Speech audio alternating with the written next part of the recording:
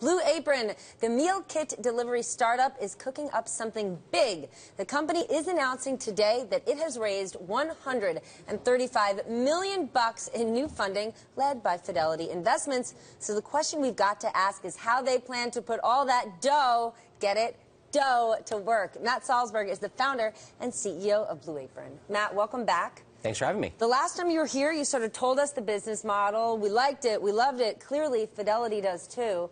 But $135 million. I feel like startups, instead of talking about all the business they're doing and their profits, they say, look what I just raised.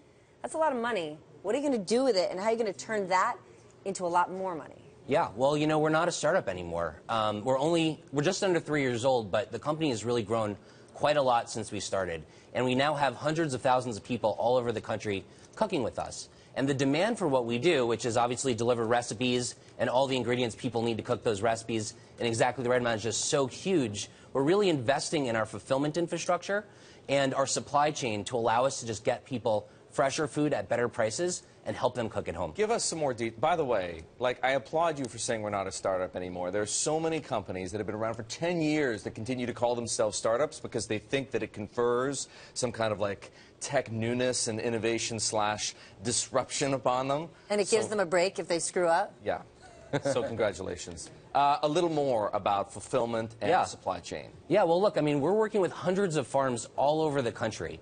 And we are actually, one of the fundamental components of our business model is to take waste out of the supply chain, all along the supply chain. You know, on the consumer side, we're portioning food into exactly the right quantities, so you're not throwing out food that you're buying from the grocery store because you don't have the right amounts. On our side, since we have subscription-based memberships, we're actually planning our demand really well, and we don't take inventory on perishable food like a grocery store does. And on our supplier side, we're working so closely with hundreds of farms and different family-run businesses. We're actually working with them to plan their production, too. No inventory? We have very minimal inventory. Of course, there's some small amount of inventory. You're basically the Toyota of the food delivery business. Well, operations is super, super important for us. You know, and one of our fundamental objectives is to get people fresher food at better prices so we can make incredible home cooking accessible to everybody in this country. When you say so you sell the right quantities in terms of portion, how do you decide what the right quantity is? Because I would say the right quantity for someone in New York, or what he or she thinks is the right quantity, is very different. Because when you go to eat dinner in Chicago, your plate is like Flintstone style versus New York style. Well, we have really incredible chefs who are very experienced in designing great meals for people. And so we design them for portions that a typical person would enjoy and love. And when I say around the right size, I mean around the recipe. So when you go to a grocery store, they're not designing their operation or their supply chain around the end use, which is a recipe on a specific person's table. For us, since we're designing an entire supply chain around the end use, which is a specific recipe on a specific person's table, we can do that all the way back to the farmer in a way that is just vastly more economically efficient than a grocery store can. Is Blue Apron luxury? No, absolutely not, you know. See, that's what I think people don't realize. Yeah. The idea of it sure feels luxe. Yes. Look, I mean, we're trying to allow people to create a luxury meal at home at prices that are accessible to everybody. Our mission is to make incredible home cooking accessible to everybody in this country, and we do that by making the recipes easy and fun, but also through all of our supply chain work and all this waste that we're taking out of the system, so you can get better quality food from us than you can anywhere else at better prices. Matt, are you profitable yet? Obviously, we raise money to invest in growth, and so we're not profitable at the bottom line, but the underlying economics of our business are very strong. So when you finally hit your stride, when you get to the point where you've achieved the economy of scale that you're looking for, how much money would you make on a typical meal? What are you modeling? Yeah, so, you know, like I said, we're not disclosing our unit economics of the profitability, but we're absolutely making money today on every meal that we sell.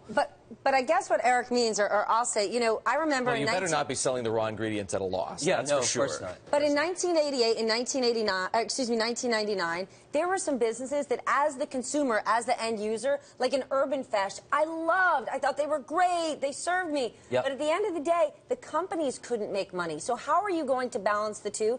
Because it's hard. I mean, Eric and I are like, what? It's not that expensive. I can cook at home. The ingredients are free. I'm going, yes, yes, yes. But you haven't reached the yes in terms of making money. Well, look, there are a lot of companies in the past and companies today that are delivery companies out there. And the delivery business model is a very complex business model, and it's not extremely profitable. We're not a delivery company. But you're logistics heavy. We're a supply chain business. And so what we're doing is we're actually unlocking value in the entire grocery industry by reorganizing the way that the supply chain is done. And How? so that is Who do you cut out of the? I mean, well, there are no way to do that is by cutting we're the working middleman directly out, with right? farmers. We're cutting out middlemen. And because we have these direct relationships with consumers in a way that a grocery store doesn't, a grocery store doesn't know the end use of their product. They don't know who their customers because now they're delivering. Peapod, I mean, my Whole Foods. But they don't know the dinner that you're trying to get on the table. And so since we can design it in the right proportions, and we're working with farmers to plan their production over the course of a season in a seasonal way and with market prices and to help them utilize their land better, we're actually able to reduce the cost and the complexity of that to do it at scale. Okay, Eric and our producers are going to yell at me for asking. When you talk about the importance of supply chain, is your dream for Amazon to buy you? When I think of who understands supply chain better than anyone else, it's Amazon.